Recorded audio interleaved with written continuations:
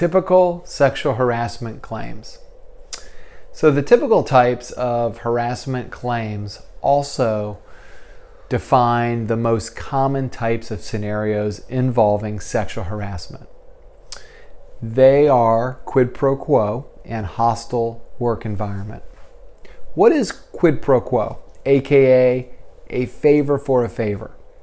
This classic form of sexual harassment first came to the public's attention in the 1970s and was called, again, quid pro quo. This includes unwelcome advances, requests for sexual favors, and other verbal or physical conduct of a sexual nature in exchange for a promotion or a pay increase. And then, if the initial request is not met, the result is demotion or termination. This is sexual harassment that is related to tangible employment action. Again, the request is tied to a term or condition of employment or a particular employment decision, such as transferring someone to a less optimal work environment because they rebuffed one's request for sexual favors. If there is tangible employment action found, then the employer, even if they had no knowledge of the harassment, is liable. Further, the perpetrator may be a supervisor, agent of the company, or even a coworker. What is a hostile work environment? How is a hostile work environment related to sexual harassment or sexual discrimination? This more recent factor broadened the landscape of what is sexual harassment and includes unwelcome conduct, interference with employee work performance, and creating an intimidating, hostile, or offensive working environment. This occurs when speech or conduct is so severe and pervasive that it creates an intimidating or demeaning environment or situation that negatively affects a person's job performance. Importantly, it may be perpetrated by a peer, a supervisor, subordinate, vendor, customer, or contractor. And again, not be just a supervisor. To be characterized legally as a hostile work environment, it must be based upon sex in some manner and be severe and pervasive. This type of sexual harassment is the most common. Regarding employer liability, employers are liable if they knew or should have known and failed to take appropriate action, corrective action, to address the allegations of a hostile work environment. A little more about hostile work environment. So let's get into the weeds about this type of sexual harassment, as it is, again, the most prevalent form of harassment. For the behavior to be characterized as a hostile work environment, it must reasonably interfere with work performance. Generally, it involves a course of conduct or be a series of behaviors rather than just a single incident. And as we spoke about it prior, it must be severe and persistent and pervasive.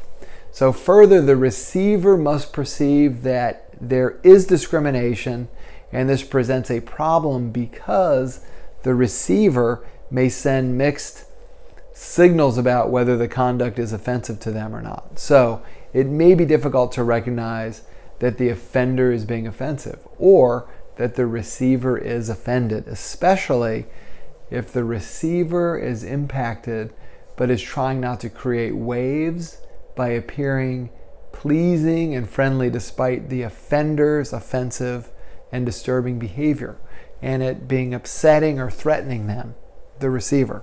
So also, quite often the behavior is subtle, inconsistent, and again, difficult to recognize or explain. Let's talk some examples of this type of harassment.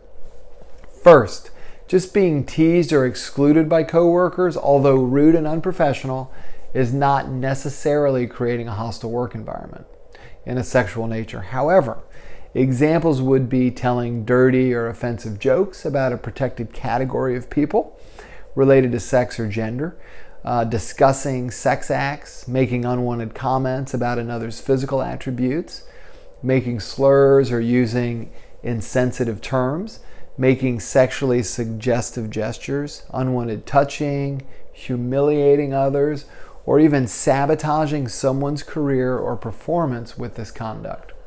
The bottom line is that this type of harassment affects the potential recipient's psychological well-being, their sense of safety, and their performance and or their career. So more forms of hostile work environment related to sexual harassment. So let's, we're going to get even deeper into the weeds and discuss the most common types of hostile work environments. The first is sex or gender-based harassment, which does not include sexual advances. This type of harassment is when people are disparaged based on their gender, and again, it implies no sexual interest or intent. Gender-based harassment may include crude sexual terms and images, or social media or graffiti messages about men or women, about looking for a good time called Tom or Sue, referring to women as the C word, cunts, or men as pussies. This may also include rather contemptuous remarks about women not being suited for leadership roles or men not having a place in childcare. Examples I have come across would be, why were you not here today? Men have no business being at the pediatrician's office. That is a woman's job, or it takes a man to do that job. No woman would be aggressive enough to manage that team. The second form is bystander harassment. Here, a bystander that witnesses the harassment becomes intimidated or fearful based on witnessing the harassment of another.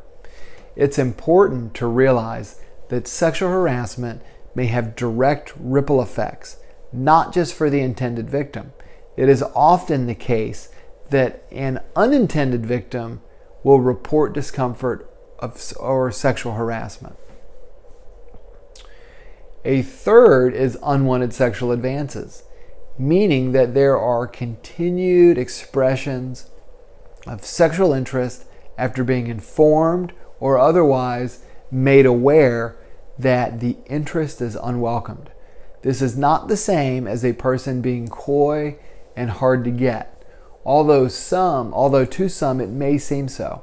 This is precisely why it is very dangerous to your career to pursue or to be open to the potential prospect of a dating relationship at work.